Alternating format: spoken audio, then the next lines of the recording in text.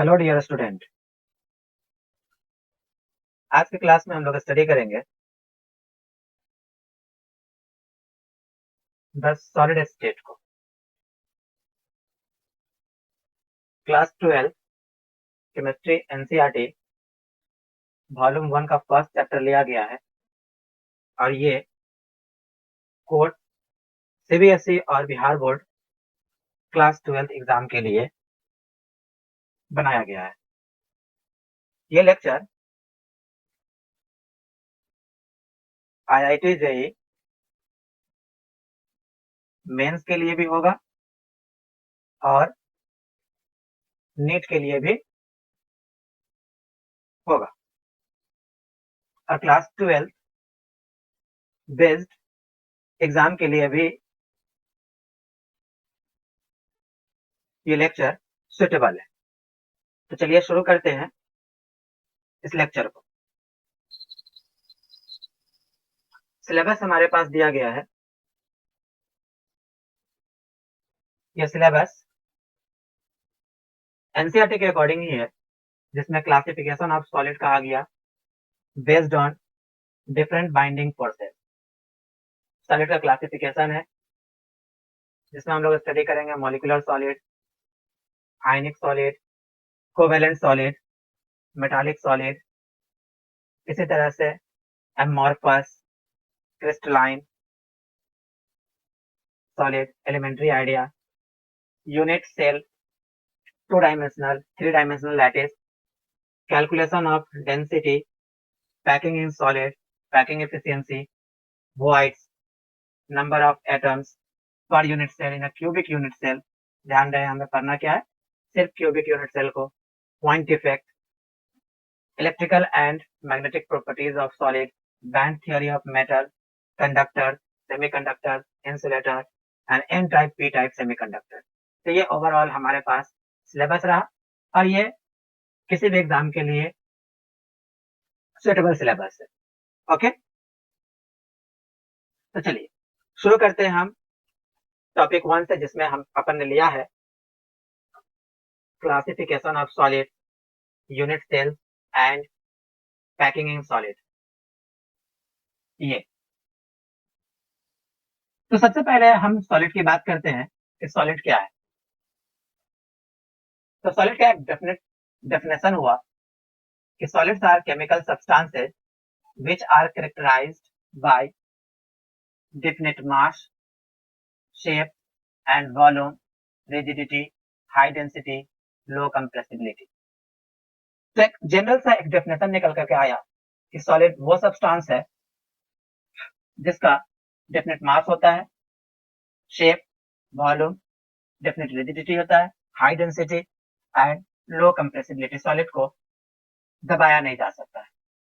अगर हम constituent particles की बात करें, सॉलिड के कॉन्स्टिट्यूएंट पार्टिकल्स तो एटम्स हो सकता है, मॉलिक्यूल्स हो सकता है या फिर आयंस हो सकता है।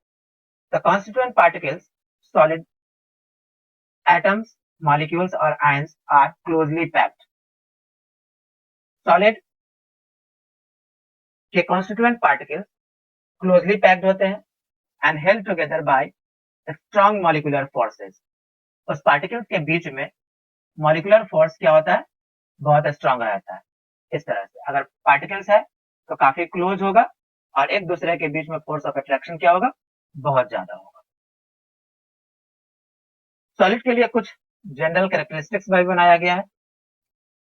Solid have different mass, shape and volume.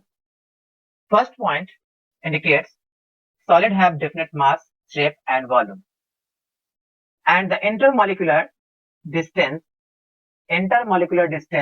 in the solid and intermolecular force in the solid are strong। Second point का मीनिंग क्या है कि जो सॉलिड के कॉन्स्टिट्यूएंट पार्टिकल्स है उनके बीच में डिस्टेंस बहुत ही कम होता है और उसके बीच में इंटरमोलिकुलर फोर्सेस बहुत ज्यादा होता है। The constituent particles that is atoms, molecules or ion have fixed position। Solid के कॉन्स्टिट्यूएंट पार्टिकल्स का पोजीशन जो है वो फिक्स्ड है। जैसे अगर हम किसी सॉलिड के एनालिसिस करते हैं और उसके पार्टिकल्स का कुछ इस तरह का अरेंजमेंट है, तो ये अरेंजमेंट उसका क्या होगा, फिक्स होगा, ठीक है। Solid can not be compressed, solid को दबाया नहीं जा सकता है, except foam, rubber, sponges etcetera. Solids are incompressible, कुछ एक्सेप्शन भी है, foam, rubber, sponges etcetera. Most of them have high melting point and boiling point. Solid के मेल्टिंग पॉइंट और बॉइलिंग पॉइंट बहुत ज्यादा हाई होता है और सॉलिड रिजिड होता है, सॉलिड्स आर रिजिड। अगर हम टाइप्स ऑफ सॉलिड की बात करते हैं तो ये दो टाइप का है, crystalline solid and amorphous solid. Crystalline solid हम उस सॉलिड को कहेंगे जिसके कॉन्स्टिट्यूएंट पार्टिकल्स ऑर्डर्ड अरेंजमेंट में होंगे। कॉन्स्टिट्यूएंट पार्टिकल किस तरह से होंगे, ordered arrangement, that means long range order. अगर किसी सॉलिड का पार्टिकल लॉन्ग रेंज अरेंजमेंट में है तो वैसे सॉलिड को हम लोग क्रिस्टलाइन सॉलिड कहेंगे। एग्जाम्पल के तौर पर sodium chloride, diamond, iodine etcetera. Those solids in which the constituent particles have ordered arrangement, that is long range order, is called crystalline solid. And the characteristics of crystalline solid is like follows. Constituent particles are regularly arranged. अगर crystalline solid है तो उसके particles regularly arranged होंगे. They possess a strong melting point. crystalline solid के particles या crystalline solid के melting point high होता है. The outer surface shows regular arrangement during the formation of crystal. Constituent particle crystalline solid के outer surface पर regular arrangement में रहते हैं. These are anisotropic in nature. एक property है, हम कह सकते हैं कि crystalline solid के particles anisotropic के होते हैं नेचर के. Crystalline solid have definite geometry. इसका एक ज्योमेट्रिकल शेप भी फिक्स होता है और अगर हम इसे फ्लैट फेसेस और शार्प एज, अगर हम इसे किसी नाइफ वगैरह से कट करते हैं तो इसके पास शार्प एज देखने को मिलेगा. Crystalline solid have long range order of arrangement of constituent particles. Crystalline solid के पार्टिकल्स रेगुलर अरेंजमेंट में होंगे और साथ साथ लॉन्ग रेंज ऑर्डर का होगा. क्लासिफिकेशन ऑफ क्रिस्टलाइन सॉलिड, अगर हम क्रिस्टलाइन सॉलिड को बांटने की कोशिश करें on the basis of binding force के हिसाब से, तो हमारे पास चार तरह का क्रिस्टलाइन सॉलिड मिलता है, molecular solid, ionic solid, metallic solid and last covalent solid. तो हम लोग देखें कि क्रिस्टलाइन सॉलिड को चार भागों में बांटा गया है बाइंडिंग फोर्स के अकॉर्डिंग. इसमें बाइंडिंग फोर्स के according first molecular solid, second ionic solid, third metallic solid and last covalent solid. Next solid हमारे पास है एमोर्फस सॉलिड. अगर हम एमोर्फस सॉलिड की बात करें तो इसके कॉन्स्टिट्यूएंट पार्टिकल्स का अरेंजमेंट लॉन्ग ऑर्डर का नहीं होगा. Do not have ordered arrangement, that is short range order. इसके पार्टिकल शॉर्ट रेंज ऑर्डर में सजे हुए होंगे और साथ साथ इसके मेल्टिंग पॉइंट जो होगा वो एक रेंज में होगा. दैट मीन्स एक शार्प मेल्टिंग पॉइंट नहीं होगा. रेंज ऑफ मेल्टिंग पॉइंट कहने का मतलब है, मीनिंग है कि कुछ पार्टिकल्स सपोज 10 डिग्री सेल्सियस पर ही मेल्ट हो जाएगा, तो कुछ 12 डिग्री पर, कुछ 15 डिग्री पर, इसलिए कह सकते हैं किसी भी एक फिक्स्ड मेल्टिंग पॉइंट नहीं होगा. अगर हम एमोर्फस सॉलिड की बात करें तो एग्जांपल याद रखेंगे, plastic, glass etcetera. Constituent particles जो है, अगर हम कैरेक्टरिस्टिक्स की बात करें तो not arranged regularly, that means it is irregular. Amorphous solid के कॉन्स्टिट्यूएंट पार्टिकल्स रेगुलरली अरेंज नहीं होगा, ये इरेगुलर होगा और साथ साथ outer surface do not show regular outer surface does not show regular order during formation of crystal. ये important example है, कैरेक्टरिस्टिक्स है कि क्रिस्टलाइन सॉलिड के पार्टिकल्स जो होंगे वो आइसोट्रॉपिक नेचर के होंगे और साथ साथ they have short range of arrangement of constituent particles, short range constituent particles का होगा। एमॉर्फस सॉलिड की अगर बात करते हैं तो अपन ने देखा कि इसके एग्जांपल प्लास्टिक है, ग्लास है, कॉन्स्टिट्यूएंट पार्टिकल्स रेगुलरली और जल्द में नहीं होगा, शॉर्ट रेंज ऑर्डर का होगा, एन आइसोट्रॉपिक नेचर का है, शार्प मेल्टिंग पॉइंट नहीं है, रेगुलर अरेंजमेंट में नहीं होगा, इरेगुलर होगा, कॉन्स्टिट्यूएंट पार्टिकल्स होगा तो शॉर्ट रेंज ऑर्डर का होगा। यहाँ पर हम दो वर्ड पढ़े थे, आइसोट्रॉपी और एनआइसोट्रॉपी, हम उसे इलेबोरेट करने की कोशिश करते हैं।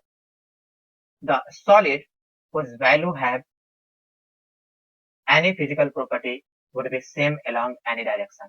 अगर कोई सॉलिड हो, सपोज कीजिए कि यह सॉलिड है और किसी भी डायरेक्शन में अगर हम काम करते हैं, किसी भी डायरेक्शन में काम करते हैं, अगर उसकी कोई भी physical property suppose density, melting point और रिफ्लेक्टिव इंडेक्स अगर किसी भी डायरेक्शन में, सारे डायरेक्शन में सेम आ जाता है तो हम उसे आइसोट्रॉपी कहते हैं। ये एग्जाम में पूछा जाता है, आइसोट्रॉपी।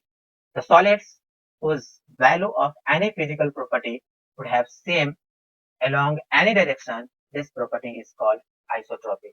तो आइसोट्रॉपी एमॉर्फस सॉलिड जो है वो आइसोट्रॉपिक नेचर का होता है। एमॉर्फस सॉलिड किस तरह का होता है? आइसोट्रॉपिक नेचर का। और इसी तरह से एन आइसोट्रॉपी की अगर बात करें तो कहा the solid whose some of the physical properties like electrical resistance और refractive index show different values when measured in different direction in a same crystal। अगर इसी क्रिस्टल में इस डायरेक्शन में फिजिकल क्वांटिटी का वैल्यू कुछ और हो जाए, सपोज इस डायरेक्शन में फिजिकल क्वांटिटी का वैल्यू कुछ और हो जाए और इस डायरेक्शन में फिजिकल क्वांटिटी का वैल्यू कुछ और हो जाए, बदल जाए, तो हम उसे एन आइसोट्रॉपी कहते हैं और crystalline solid an isotropic nature का होता है। तो ये हमारे पास एक इम्पोर्टेंट है, बहुत ज्यादा इम्पोर्टेंट, जिसे एग्जाम में अक्सर डेफिनेशन के रूप में पूछा जाता है कि एन आइसोट्रॉपी क्या है और आइसोट्रॉपी क्या है। तो हम लोगों ने सीखा कि अमॉर्फस सॉलिड आइसोट्रॉपी होता है और क्रिस्टलाइन सॉलिड एन आइसोट्रॉपिक होता है। आइसोट्रॉपिक का मीनिंग होता है कि किसी भी डायरेक्शन में फिजिकल क्वांटिटी को सेम होना चाहिए और एन आइसोट्रॉपिक का मीनिंग हुआ कि डिफरेंट डिफरेंट डायरेक्शन में फिजिकल क्वांटिटी का वैल्यू डिफरेंट होगा। ओके, नेक्स्ट हमारे पास है टाइप्स ऑफ सॉलिड। तो हम लोगों ने यहाँ टाइप्स ऑफ सॉलिड लिया था जिसको स्टडी किया था पहले ही कि एक हमारे पास मॉलिक्यूलर सॉलिड है, एक आयनिक सॉलिड है और एक मेटालिक सॉलिड है और लास्ट कोवेलेंट सॉलिड है। ठीक है, और इसमें हम लोगों ने चार टाइप का देखा। मॉलिक्यूलर सॉलिड, क्या देखा? Molecular solid, ionic solid, metallic solid और कोवेलेंट सॉलिड। कोवेलेंट सॉलिड को हम लोग नेटवर्क सॉलिड के नाम से भी जानते हैं।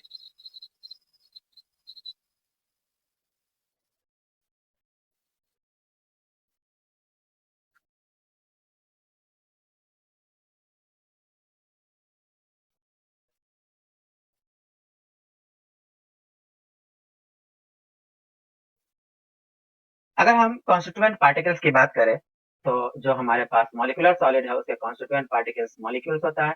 आयनिक सॉलिड के कॉन्स्टिट्यूएंट पार्टिकल्स आयंस होता है और आयन पॉजिटिव भी हो सकता है और आयन नेगेटिव भी हो सकता है।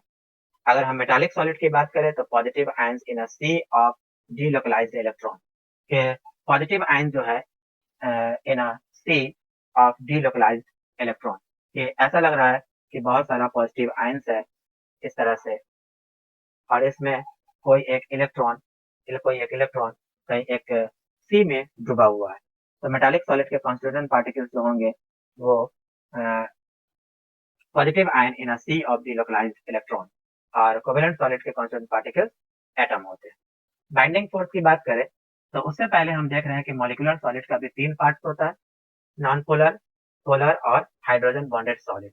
Non polar solid, polar solid और हाइड्रोजन बॉन्डेड सॉलिड।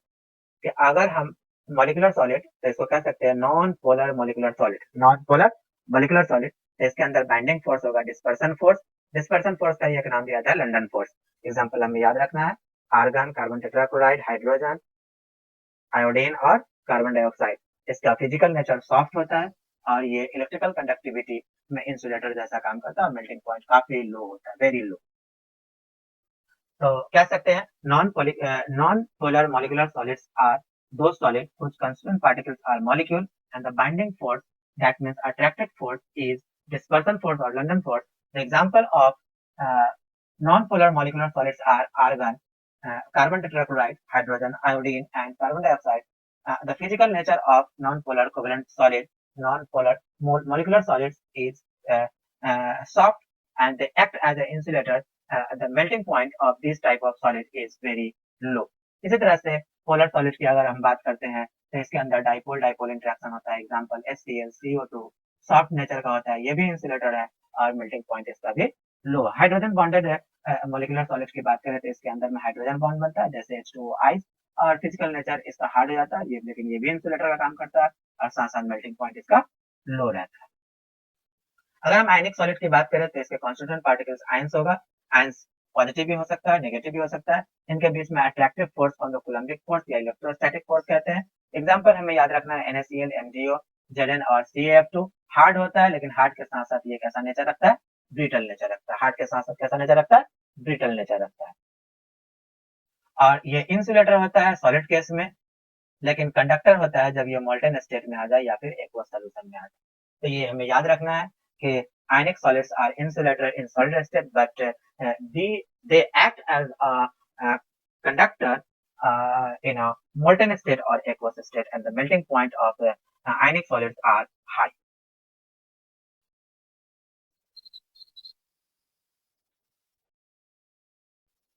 अगर हम मेटालिक सॉलिड की बात करते हैं तो इसमें पॉजिटिव आयंस जो होता है, ऐसा लगता है कि पॉजिटिव आयंस का एक C है और उसमें इलेक्ट्रॉन जो है वो मूव कर रहा है। मेटालिक बॉन्डिंग होता है इसके अंदर में। All metals and are alloy, जो भी एग्जांपल है इसमें all metals are alloys. Hard होता है, मैलिएबल होता है और साथ साथ डक्टाइल नेचर का भी होता है। कंडक्टर होता है जब ये सॉलिड स्टेट में होता है और साथ साथ मोल्टेन स्टेट में भी ये कंडक्टर का ही काम करता है और इसकी मेल्टिंग पॉइंट फेयरली हाई होता है। कोवेलेंट सॉलिड, जिसे हम नेटवर्क सॉलिड के नाम से भी जानते हैं, नेटवर्क सॉलिड, और इसके कॉन्स्टिट्यूएंट पार्टिकल्स एटम होते हैं। इसके अंदर में कोवेलेंट बॉन्डिंग होता है। एग्जाम्पल हमें याद रखना है SiO2 जिसे क्वार्ट्ज कहते हैं, SiC carbon diamond, AlN carbon graphite, ये सब। और इसके नेचर जो है ये सारा जो ऊपर का दिया हुआ है CO2 sorry SiO2, SiC carbon diamond, AlN, ये सब हार्ड नेचर का होता है, लेकिन कार्बन ग्रेफाइट जो है वो कार्बन ग्रेफाइट सॉफ्ट होता है। कार्बन ग्रेफाइट की बात करें तो ये कंडक्टर होता है, लेकिन मैक्सिमम कोवेलेंट कंपाउंड जो होते हैं, कोवेलेंट सॉलिड जो होता है वो इंसुलेटर होता है और इन सब का मेल्टिंग पॉइंट बहुत ज्यादा हाई होता है। तो अगेन ये डेटा पूरी तरह से एनसीईआरटी बुक से मैच करता है। हमें एनसीईआरटी को भी प्रेफर करते हुए इसे लर्न करना चाहिए। तो इस स्लाइड में हम लोगों ने देखा कि जो कोवेलेंट सॉलिड है, सॉरी टाइप्स ऑफ सॉलिड जो है वो 4 तरह का होता है, molecular solid, ionic solid, metallic solid और कोवेलेंट सॉलिड। मॉलिक्यूलर सॉलिड को फर्दर 3 कैटेगरी में डिवाइड किया गया है on the basis of binding force, that means non polar molecular solid, polar molecular solid और हाइड्रोजन बॉन्डेड सॉलिड, और इसके different different examples. all types of molecular solids are insulator and have low or very low melting points. Okay, ionic solid की बात करें तो इसके लिए example important है, और ये इंपॉर्टेंट है कि आयनिक सॉलिड जो है इंसुलेटर होता है, इंसुलेटर होता है सॉलिड स्टेट में, लेकिन कंडक्टर होता है मोल्टेन स्टेट में और एक्वस सॉल्यूशन में। ओके, तो इस लेक्चर को हमें बोर्ड एग्जाम के लिए प्रेफर करना है, पर ये सारी चीजें हमें नीट और जेई एग्जाम में भी सपोर्ट करेगा, हमारे कॉन्सेप्ट को, हमारे मेमोरी को इनहेंस करेगा। एग्जाम्पल बेस्ड अगर क्वेश्चन आते हैं वहां पर जो कि नीट एग्जाम में अक्सर पूछा जाता है एग्जाम्पल बेस्ड क्वेश्चन, तो हमें ये काफी हेल्प करेगा। ओके, इसको सारे स्लाइड को आप स्क्रीनशॉट लेकर के इसका पहले नोटबुक तैयार करें और नोटबुक को बार बार रिवाइज करने की कोशिश करें। ये या यहाँ से हमारे पास एक इम्पोर्टेंट टॉपिक निकल करके आता है, जिसमें हम क्रिस्टल की स्टडी करेंगे, यूनिट सेल को डिफाइन करेंगे और यूनिट सेल के कैरेक्टरिस्टिक्स को भी स्टडी करेंगे। तो हमारे पास कोई भी क्रिस्टल जो होता है वो 3 डायमेंशनल होता है, इसलिए हमें एक्स एक्सिस, वाई एक्सिस और जेड एक्सिस की जरूरत पड़ती है। हमने तीनों एक्सिस को मिलाते हुए, तीनों एक्सिस को मिलाते हुए एक क्यूब डिफाइन किया, तीनों एक्सिस को मिलाते हुए एक क्यूब डिफाइन किया।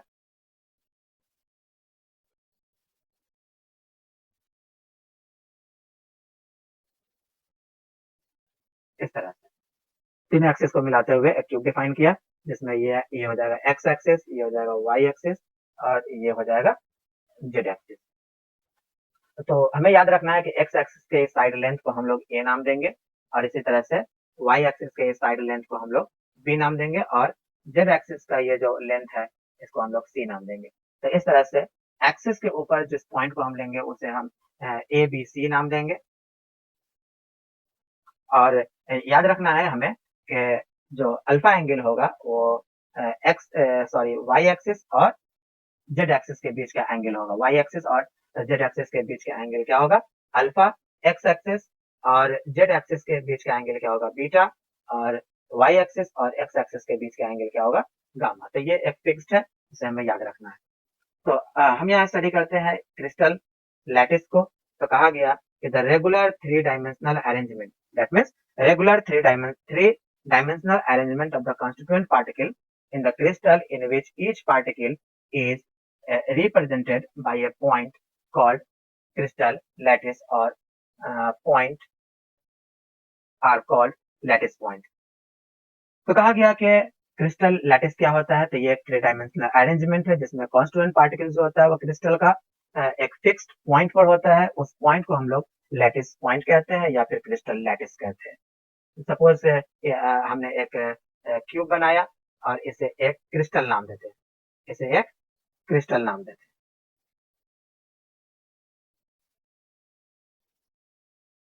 तो क्रिस्टल के हर कॉर्नर पर कह सकते हैं या फिर कहीं भी अगर वो पॉइंट पर पार्टिकल है तो हम उस पॉइंट को क्या कहेंगे? लैटिस पॉइंट कहेंगे। क्रिस्टल के अंदर में जहां भी एटम प्रेजेंट होगा उस पॉइंट को हम लोग क्या नाम देंगे? Crystal lattice. और अगर हम यूनिट सेल की बात करते हैं, यूनिट सेल की बात करते हैं तो यूनिट सेल क्या होता है? ये एक smallest fundamental repeated 3 dimensional unit है क्रिस्टल लैटिस का। तो किसी भी सॉलिड के अंदर अगर कोई पॉइंट बार बार रिपीट हो रहा है, बार बार रिपीट हो रहा है किसी 3 डायमेंशन स्पेस के अंदर, तो हम उसे क्रिस्टल लैटिस कहेंगे या फिर यूनिट सेल कहेंगे। अगर किसी 3 डायमेंशनल में ये क्यूब बार बार रिपीट कर रहा है, ये क्यूब बार बार रिपीट कर रहा है, तो हम इसे यूनिट सेल नाम देंगे। The unit cell is the smallest fundamental repeated 3 dimensional unit in a crystal lattice। अगर हम यूनिट सेल को डिफाइन करते हैं, यूनिट सेल को डिफाइन करते हैं तो इसके अंदर कई सारे कैरेक्टरिस्टिक्स होते हैं, जिसे हम कह सकते हैं कि इसके अंदर एक्सियल लेंथ होता है, एक्सियल एंगल होता है। यूनिट सेल के अंदर एक्सियल लेंथ होता है तो हम लोग एक्सियल लेंथ को ए बी सी से रिप्रेजेंट कर देते हैं और ये एक तरह का एज लेंथ है 3 डायमेंशनल या एक्सिस में, 3 एक्सिस में, और इसे हम लोग एक्सियल डिस्टेंस भी कहते हैं। तो एक्सियल लेंथ, एक्सियल डिस्टेंस, ये सारा एक मिड पॉइंट से लिया जाता है या कोऑर्डिनेट से, जिसका 0,0,0 है। इस जगह से सपोज कि यहाँ तक का डिस्टेंस है तो ये हो गया ए, ये बी और ये सी, इस तरह। तो A B C unit cell का एक्सियल लेंथ कहलाएगा। इसी तरह से इनके बीच में कुछ एंगल बनता है, इस एंगल का हम लोग नाम देते हैं axial angle. Axial angle alpha beta gamma से रिप्रेजेंट किया जाता है और pair of edge B C के बीच में, सी ए के बीच में और ए बी के बीच में। तो अल्फा एंगल क्या है? अल्फा एंगल बी और सी के बीच में लगने वाला है। तो हमारा इस डायग्राम में देखते हैं तो साइड बी और सी के बीच में कौन सा एंगल बन रहा है? अल्फा। इसी तरह से यहाँ कहा गया कि सी और ए के बीच में क्या बनेगा? बीटा। तो सी और ए के बीच में क्या बन रहा है? बीटा। और similarly gamma is form between B and A.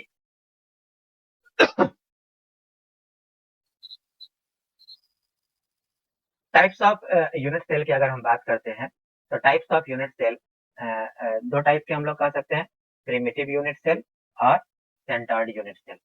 Primitive unit cell और सेंटर्ड यूनिट सेल। तो प्रिमिटिव यूनिट सेल क्या होगा? तो ऐसे यूनिट सेल जिसमें कॉन्स्टिट्यूएंट पार्टिकल्स जो होगा, constituent particles present only on the corner. सिर्फ और सिर्फ कहाँ होगा कॉन्स्टिट्यूएंट पार्टिकल? अगर कॉर्नर पर है, सिर्फ और सिर्फ कॉर्नर पर है, तो वैसे यूनिट सेल को हम लोग प्रिमिटिव यूनिट सेल कहेंगे। ठीक है, these are seven types of there are seven types of primitive unit cell। कितने तरह के होते हैं? 7 टाइप के प्रिमिटिव यूनिट सेल होता है। और सेंटर्ड यूनिट सेल और दूसरा क्या है? सेंटर्ड यूनिट सेल, या इसी को कहेंगे नॉन प्रिमिटिव यूनिट सेल। तो कह रहा है कि ऐसे यूनिट सेल में पार्टिकल्स जो होता है या पॉइंट्स जो है वो present not only the corner, सिर्फ कॉर्नर पर नहीं होता है, और इसमें किसी और भी पोजीशन पर हो सकता है। तो अगर किसी यूनिट सेल के सिर्फ कॉर्नर पर ही एटम प्रेजेंट है तो हम उसे प्रिमिटिव यूनिट सेल कहेंगे। और सेंटर्ड यूनिट सेल या नॉन प्रिमिटिव यूनिट सेल हम उस यूनिट सेल को कहेंगे जिसमें कॉन्स्टिट्यूएंट पार्टिकल्स कॉर्नर के अलावा भी और भी पोजीशन पर प्रेजेंट है। तो सेंटर्ड यूनिट सेल को हम लोग 3 कैटेगरीज में डिवाइड करते हैं। 3 कैटेगरी में डिवाइड करते हैं, face centred, body centred cubic and end centred cubic. Face centred cubic, body centred cubic और end centred cubic. Face centred में पार्टिकल जो होता है वो लोकेटेड होता है कॉर्नर पर and also centre of each face.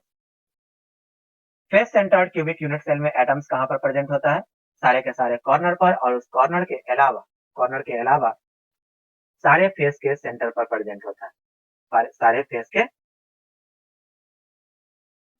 के सेंटर पर प्रेजेंट होता है। इसी तरह से नेक्स्ट हमारे पास है बॉडी सेंटर, जिसे हम रिप्रेजेंट करते हैं BC से, और फेस सेंटर को हम लोग रिप्रेजेंट करते हैं FCC। बॉडी सेंटर में पार्टिकल जो होता है वो लोकेटेड होता है कॉर्नर पर और साथ साथ centre within the body.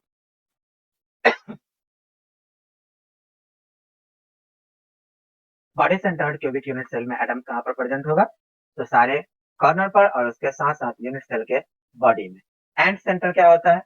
तो एंड सेंटर को ECC हम लोग लिखते हैं, जिसमें पार्टिकल जो होता है वो कॉर्नर के साथ साथ किसी दो फेस के अपोजिट दो अपोजिट फेस के सेंटर पर प्रेजेंट रहता है। तो यहाँ कहा गया कि ये प्रिमिटिव यूनिट सेल है, और ये सब क्या है? यहाँ से नॉन प्रिमिटिव यूनिट सेल है। इसमें कॉर्नर के अलावा सारे फेस पर है, तो इसका नाम हो गया फेस सेंटर्ड। इसमें कॉर्नर के अलावा एक एटम जो है बॉडी में है, इसलिए इसको बॉडी सेंटर कहा गया। इसमें सारे कॉर्नर के अलावा दो अपोजिट फेस पर रखा गया है, इसलिए इसे एंड सेंटर कहते हैं। ओके, तो आज की क्लास में इतना ही। आज की क्लास में हम लोगों ने सॉलिड को डिफाइन किया, सॉलिड के कैरेक्टरिस्टिक्स को डिफाइन किया, और साथ साथ टाइप्स ऑफ सॉलिड में देखा। टाइप्स ऑफ सॉलिड में हम लोगों ने दो तरह का बनाया, एक क्रिस्टलाइन सॉलिड और एक amorphous solid on the basis of arrangement of ordered और लॉन्ग रेंज ऑर्डर्ड और शॉर्ट रेंज ऑर्डर्ड। इसके अलावा हम लोगों ने क्रिस्टलाइन सॉलिड को डिफाइन किया, क्रिस्टलाइन सॉलिड के कैरेक्टरिस्टिक्स को भी डिफाइन किया, अमोर्फस सॉलिड के प्रॉपर्टी को डिफाइन किया, कैरेक्टरिस्टिक्स को डिफाइन किया, और साथ साथ क्रिस्टलाइन सॉलिड को हम लोगों ने 4 मेजर कैटेगरी में डिवाइड किए, जैसे हम लोगों ने molecular solid, ionic solid, metallic solid and covalent solid नाम दिया, और इसका प्रॉपर्टी भी स्टडी किए। और साथ साथ हम लोगों ने यूनिट सेल को डिफाइन किया, क्रिस्टल लैटिस को डिफाइन किया, और अल्फा बीटा गामा और XYZ एक्सियल और एंगल को भी देखा। और साथ साथ हम लोगों ने टाइप्स ऑफ यूनिट सेल को भी देखा, जिसमें प्रिमिटिव यूनिट सेल और non primitive unit cell, that means centred unit cell को डिफाइन किया। प्रिमिटिव यूनिट सेल में एटम सिर्फ और सिर्फ कॉर्नर पर होगा, और सेंटर्ड में कॉर्नर के अलावा भी डिफरेंट डिफरेंट पोजीशन पर हो सकता है। तो अगर कॉर्नर के अलावा सारे फेस के सेंटर पर है तो हम उसे नाम देंगे face centred unit cell. Corner के अलावा एक बॉडी में है तो हम उसे बॉडी सेंटर्ड नाम देंगे। कॉर्नर के अलावा दो अपोजिट फेस के सेंटर पर है तो हम उसे फेस सेंटर्ड यूनिट सेल नाम एंड सेंटर्ड यूनिट सेल नाम देंगे। तो आज के लेक्चर को पहले स्टडी करना है, कई बार सुनना है, नोट्स बनाना है। नोट्स बनाने के बाद उस नोट्स का बार बार रिवीजन करना है। इससे हम अपने बोर्ड एग्जाम में, चूंकि बोर्ड एग्जाम रिटन होता है, तो इस एग्जाम में हम अच्छे मार्क्स को अचीव कर सके। ओके, तो तब तक के लिए बाय बाय।